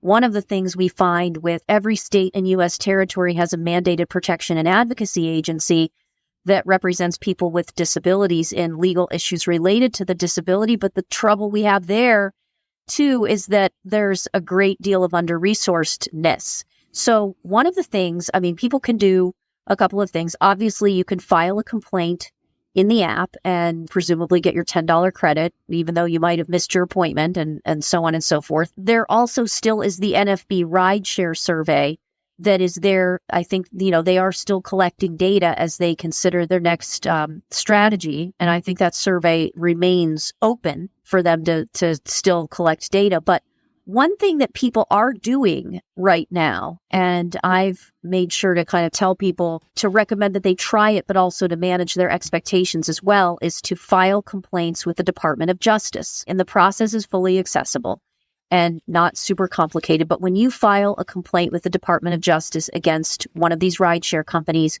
you will inevitably get a letter that says, it's a form letter that you'll get back from DOJ that says that they're not taking action on your individual case. And rather than be discouraged by that, it's important to remember that what the community is trying to do at this point is to create evidence, because we are the data, guys. We're the data, trying to create evidence that there is actually a pattern and practice of discrimination, right, by the employees of these rideshare companies. Because I think the belief was that until recently, DOJ thought that there really wasn't this pattern, that they hadn't been hearing from any guide dog handlers. Because DOJ they're not going to take your individual case, but if they think there's a systemic issue, then they will investigate. We are trying to show them that there is a systemic issue. And that's really happening at the grassroots level. And that was not happening before. So I think that a lot of good advocacy work has been done by lots of dedicated, long-time guide dog handlers who have encouraged people to do that and have done their homework, contacting the Department of Justice and saying, why aren't you doing anything? And being told, well, we're not hearing about guide dog handlers and service animal handlers being denied. Well, now you're going to hear about it, because they did take action against Uber, at least the DOJ did, for the wait time fees not being waived for people with disabilities. And that's a separate issue from what we're talking about. But they did find a pattern. There were enough people that were experiencing that did complain. And then, of course, if you have been repeatedly denied and denied and denied and denied, there's nothing wrong with reaching out and getting some legal counsel to learn whether or not your state has a good damages statute and whether or not there is a lawyer that would be willing to bring a claim on your behalf. So there are things that we can do, but we're going to have to keep plugging away. To your question about what the schools are doing, I can't speak for other schools, but I do know, we are engaging with these companies where we can. And what I will say is that I think it remains to be seen how committed the companies are as a whole to change. I do know for a fact that there are individuals within these companies that are committed to change. And how powerful with any of these axes is the media? Is it a good idea to get them involved? Does that help? Does that hinder? I'll tell you what, I don't think it hurts as long as you do it in the right way. As long as you do it in a way that is appropriate and respectful and try to be a good, whether you're owner trained or not. Remember, we are a community. So as you contact the media, try to remember that we are representing the guide dog community. We are representing potentially a school. When we do that, whether we want to be or not, we are. So I don't think that there is anything wrong with bringing this to the attention of the media, because the more exposure and interest we get around this, the better. But it's about how you do it. And I know that there has been a lot of more recent media attention to service animal related denials by rideshare companies. Yes. And now let's move on to the topic of the hour, the DOT forms, which I'm sure everyone is waiting to hear this part, I'm sure. These are a pain. Maybe go back and talk a little bit about why these were created and the best way to kind of deal with them. Because my understanding, and maybe I'm wrong, is that each airline is kind of different in what they want. So is there like an umbrella of everything? Or? Yes. So back a little bit, the reason these regulations were changed, because, we had Air Carrier Access Act regulations before this pertaining to service animals, right? And you didn't have to disclose ahead of time that you were traveling with a service animal. You could fly with your emotional support animal, didn't have to be a dog. And so what I think when those initial regulations came out, people, I think that the department and the public and the airlines really didn't realize just how many people were going to be working with animals of various types. Whether they were going to be working with service animals or whether their disability would be mitigated by emotional support animals. Because the definition of service animal under the Air Carrier Access Act encompassed emotional support animals. So it was a broader definition. So what was happening, as we all know in the media, is that people were flying with their emotional support turkeys, and people were being injured by animals and peacocks, and all sorts of things were happening. And things did get out of control, but they also became very confusing and scary for traditional service animal handlers like us. Like, we're the ones that originally gained access to the airlines with our dogs back in the 30s when Morris Frank first did it with United. It was making it travel very difficult for everybody and difficult for the airlines.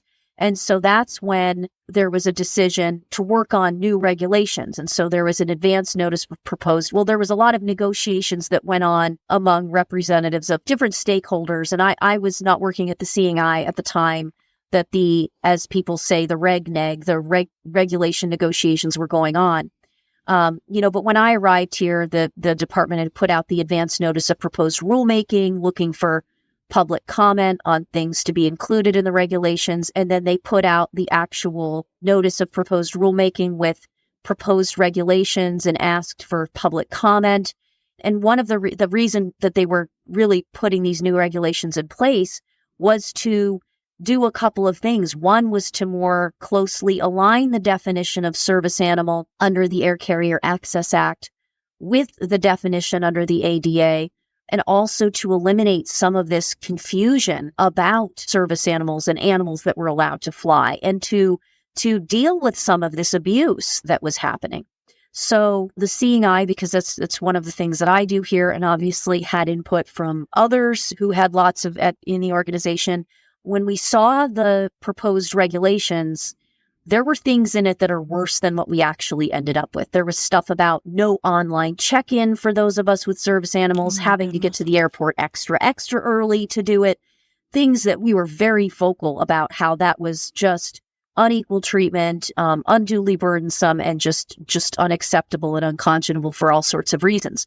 The forms were in there. They referenced the DOT forms and that they were going to have that be in the final rule. And we opposed that as well in our public comments. We felt that it was placing an unfair burden on people who shouldn't be having to do that, because our disabilities were obvious and our need for the animals were obvious, and we were kind of the gold standard.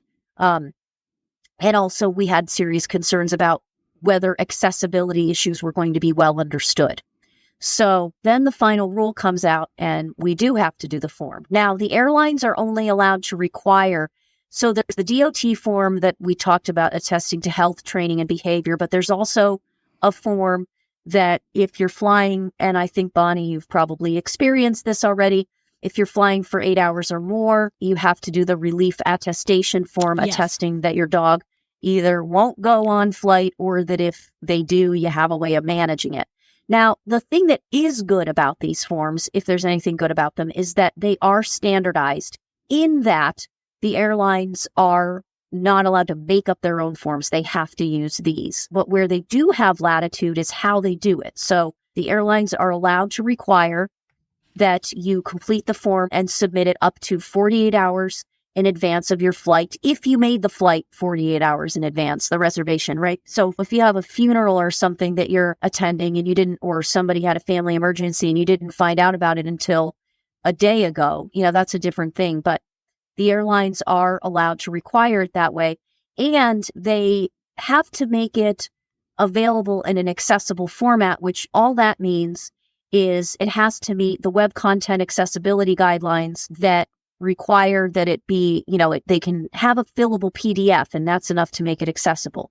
It doesn't have to be available in an app. It doesn't have to be an HTML version. And I can't tell you how many conversations I had after making this mistake myself with our graduates about, no, you can't open up the form in your browser. It won't be fillable. You have to open up in Adobe.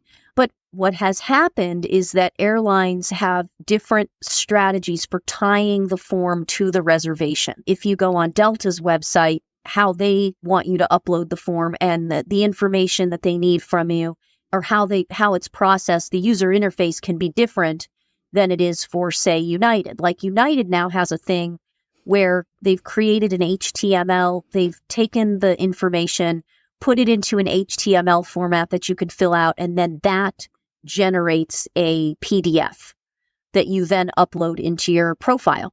And then it just stays there until you need to update it. Whereas other airlines are now using a third-party service called Open Doors organization. Well, that's the main company, but it has a subsidiary. And so what they're doing is they are using that service, and there's a portal that people have to now put their service animal information into, and that organization clears it or verifies it and then submits it back to the airline. So sometimes what we're seeing right now with the 4 airlines that have decided to use this process is that there's a lot of confusion with the airlines about how they use the service. And also there are issues where, of course, service to animal handlers are getting trapped in the vacuum or the vortex between the airline and the third party, where something's not getting approved and they're being told by that company, contact the airline, and they're being told by the airline, contact that other company. So that's a really big issue right now. And as far as what we're doing about it, I am a member of the Assistance Dogs International Legislative and Advocacy Committee.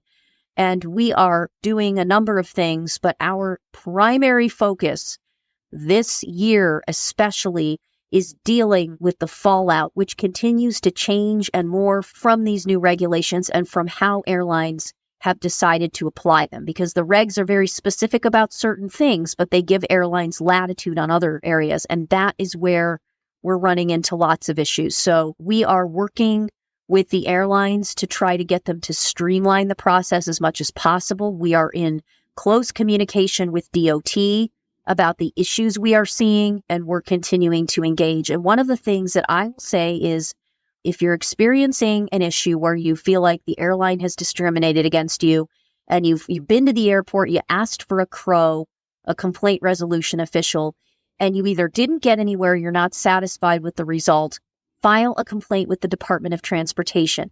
There's information on our website about how to do that. The Department of Transportation has made that very clear and accessible. If you go to seeingi.org/access, you will find a lot of information there about various types of access issues, but one of them is air transportation. And we have a link there where you can go to file a complaint. And so what I would also say about that is that if you don't file a complaint, DOT isn't going to know about it and they can't officially take action. I can say things to DOT all day long about issues we are seeing, and they will consider them, but they can't really do anything unless people file complaints. And this is with all the airlines, correct? It's you have to, let's say I'm flying to New Jersey on United, and then I'm switching over to Delta to fly to Los Angeles. So I have to file 2 different forms with the 2 different per airlines. reservation. Per reservation. Because a lot of times you do go through travel agencies or, online travel things like Expedia or Orbitz, they're considered separate reservations, even if I'm flying United from the whole way, even if I have to change flights. Yep.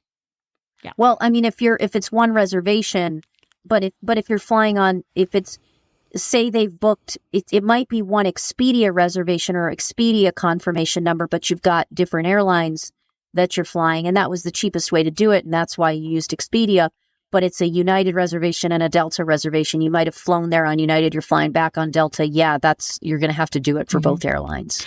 And how does it work for the airlines? Because there's so much conglomeration these days where it's United but Continental and, that sort of thing. Is that still kind of an issue as well?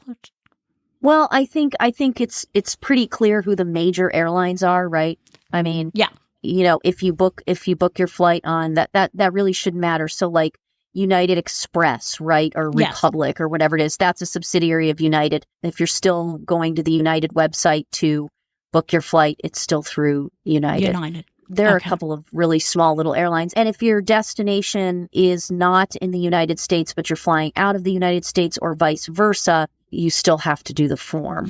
Good information, because that we have these co-shares here a lot with Air New Zealand with other airlines. You can fly Air New Zealand the whole way to the U.S., but you can also co-share.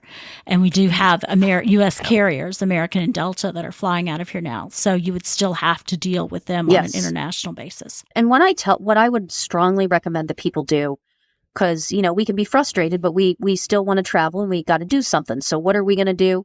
What I suggest is that when you're planning a trip and you think you know which airline you're going to fly, you can Google United service animal policy or traveling with service animals on Delta and look at the information on their website about how they are doing it and applying this so that you are informed as much as you can be ahead of time. That's one thing that I strongly encourage people to do. Don't wait until that 48 hours right before to even look at this stuff. No. Yeah. Yeah. And is it better to carry a print copy with you to print everything out? I would recommend it. I would recommend it because there's always room for something to go haywire where somebody just doesn't understand it. They don't see it in the reservation. They don't get it. I carry one. I would definitely recommend that. I mean, I'm going to have to eat my words because I'm flying in a couple of weeks, but I've not really been asked for my form when I'm flying United because it's in the system. I haven't been questioned, but that doesn't mean that one time I don't have it printed out that it couldn't happen. And there's been, and I'm sure you have been contacted about this because I've seen it on some of the Facebook pages, and it's doing a webinar on this subject, or just even doing, we have the wonderful graduate calls every quarter, but doing kind of a separate webinar about these access issues, particularly the airline. I am very, very focused on and committed to making that happen. And that's something that I really want to do, is do some webinars that are available, that are topical, right? That focus and that aren't, people have limited attention spans, so length is going to matter, but that are topically based on a specific access issue for that quarter or for that, every other month or whatever the situation may be, to have some specific webinars on these topics and have it be on topics that people are dealing with that seem to be the ones that we're hearing about the most. And then over time, talk about some other things that maybe people might know, but we may need a refresher on. So that's something that I really want to do. Our thought was to have it be focused on our graduates. We can certainly explore the possibility of opening that up to other handlers as well. That if you have ideas, though, for things that you want to see in a webinar, topics that you want to have covered, I encourage people to email advocacy@seeingeye.org because ideas will be welcome. And that is a great place for us to talk about the amazing Seeing Eye app, which I have right on my little phone here. On your little phone. Yes. So tell us a little bit about, it's a very new app. Tell us a little bit about what's in it, where you can get it, and why you guys decided to do it. It is really a reference resource. It is a compilation of information about federal, state, and provincial laws in the U.S. and Canada, and also some educational materials that the Seeing Eye has created so that people can use them to educate themselves and also to educate the public. And it's topically organized where possible. So, for example, under the federal section, we've got air travel, we've got public spaces, and we've got transportation. And under there, we have policy and regulation documents, and sometimes just information that's summarized well and better than we could have done it on government websites about what the laws are. Because if, these federal laws are so lengthy, if you just had to read the whole thing, it would be daunting. Yes. And then, and so we have that for Canada. We have the rideshare policies as well for both the U.S. and Canada. And then at the state and provincial level, we have it organized by state and province. And it's been a little easier to do this for the U.S. to organize it topically, but we have topics like access, protection from interference, housing, legal assistance, pedestrian safety under maybe, a specific state.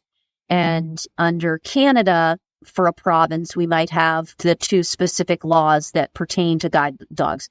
It's a little bit different for Canada because the provincial laws are really what control, but the human rights, the overarching human rights legislation, like the Canadian Human Rights Act, applies everywhere. So it's different than it is in the U.S. in terms of you have the federal law and then you have state laws that have to at least be as protective as that, but might be more specific and have broader, more specific protections. So it's just a different organization of laws.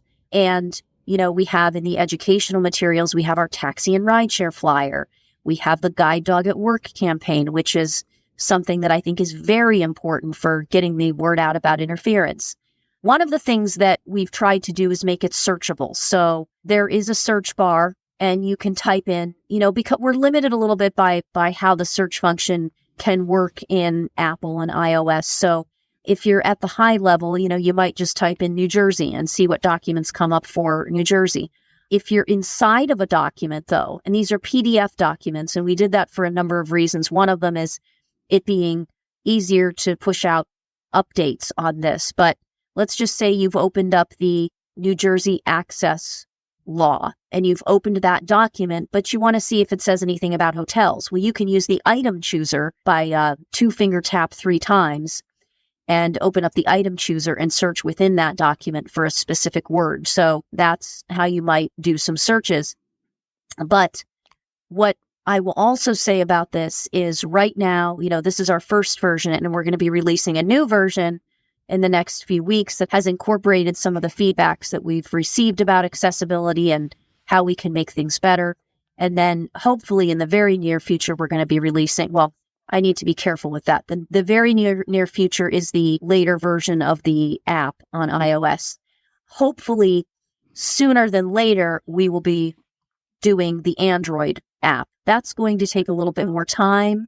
People are very interested in that. We have not forgotten our Android users, but, we had to focus on one thing at a time, and we wanted to make sure we did it well, and we knew that we couldn't do both of them at the same time in terms of resources and capacity. So we will be working on that next. And the reason we did this is what we wanted was for the information to be as easy to find as possible. People carry their phones everywhere. They don't always carry their computers everywhere. And we wanted people to be able to think about a topic that they wanted to know about with their specific state and to be able to go there easily. One of the things we've also done with the documents about the laws at the state level and the provincial level is we've provided a very brief summary of what the law does so that if you just want to access it, but you don't want to read the whole thing, you can do that. We have links to our original sources in there because it's very important to credit your original sources, and people might want to see more information on the website where we got it. And then at the bottom of each document, there's a share button so that you can, if you want to share that document with someone like you do in other websites, you can text it, you can email it, and that's a way that you can disseminate it. And this same information is available at seeingeye.org/access for those who don't have smartphones? I would say that a lot of that information is on our website, is organized differently, but we definitely have a very dynamic portfolio of content on our website of access information. And there's some areas that we're able to go into more detail than we can on the app, because of we want it to be easy to navigate and but for people who are on the go. So I would say that you can find much of the same information, but it is organized differently. And looking at international laws, because each country is different, do you know of any databases for guide dogs that they can check laws in different countries? That's a really, really great question. It is a dream of mine for there to be someday a compendium of international guide dog related laws. And a few years ago, I did a webinar to the IGDF on this topic. We were supposed to be in Prague. We were on Zoom, but because of the pandemic. But but that's a conversation that I tried to start at the International Guide Dog Federation, and I hope that conversation will continue. And I want to find ways to do that. We have the International Guide Dog Conference coming up in Vancouver, so that'll be an opportunity. But also, the Guide Dogs UK school does have an app that they have created, and it has information about their guide dog related laws, and it also has templates of letters that you can send to businesses that you think have violated the laws, but it also sets you up to contact Guide Dogs UK to help intervene on your behalf. It's a different model, a different structure, but I think that it would be very interesting if there could be some sort of, and this is where we're going to get out of my tech expertise.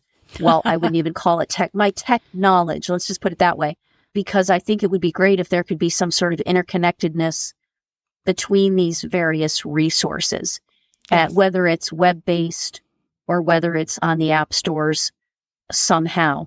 And I think that that's a conversation that needs to continue. And I'm sure there are handlers listening that would be more than happy to give you a hand with that. Well, you know what? Advocacy at seeingeye.org. There we are. That's where you can send information. Will you be attending the International Guide Dog Federation conference? I will. Yeah. Fantastic. I will be there. I know. I'm excited. Fantastic. And again, how to contact you for all things advocacy with guide dogs. You can email advocacy@seeingeye.org. So that's really the best way to do that. And of course, if you want to check out the information on our website, you can go to seeingeye.org/access. And if you want to download the app, there are a couple of ways you can do this. If you go to seeingeye.org/access, there's a link on there for advocacy app, and it'll give you more information about it, and it'll give you information about how to download it.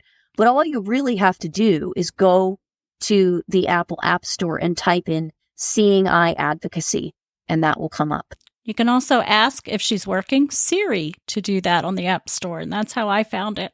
Really? Quickly. Yes, I had no idea. That's great. See, that's another Siri, another way. Search a Seeing Eye app on the App Store. So, yeah. Awesome. Well, Melissa, this has been a fantastic interview, and I really, really thank you for your time. I have learned a lot in our conversation, and hoping this conversation will continue, because it is such an important and timely subject that is ever changing. And you have really enlightened me and our listeners on giving some great advice and just giving a comprehensive explanation without the kind of the government speak on these laws and what we can do in advocacy. And I really want to thank you and Luna for your time today. Oh, well, you know what? It's been an honor and a privilege. When I saw the email that I was invited to speak on this podcast, I was really, really excited. And so I've appreciated it very much. And also just getting to talk to you, because we haven't talked in a while. So we haven't. We need to really change that. And I know. Hopefully with all government regulations on both sides of the ocean, I will be over there later this year. So. That is definitely the hope. So that'll be awesome. Yes. Transcripts of Living Blindfully are brought to you by Pneuma Solutions, a global leader in accessible cloud technologies. On the web at pneumasolutions.com. That's PNEUMA solutions.com. Thank you, Melissa, and thank you, Bonnie. Didn't she do well? And it's time for me to be out of here. If you are traveling at the moment to conventions or anywhere, safe travels to you. Remember that when you're out there with your guide dog, you've harnessed success. And with your cane, you're able. If you've enjoyed this episode of Living Blindfully, please tell your friends and give us a 5-star review. That helps a lot. If you'd like to submit a comment for possible inclusion in future episodes, be in touch via email. Write it down or send an audio attachment. opinion@livingblindfully.com or phone us. The number in the United States is 864-60-MOSEN. That's 864-606-6736.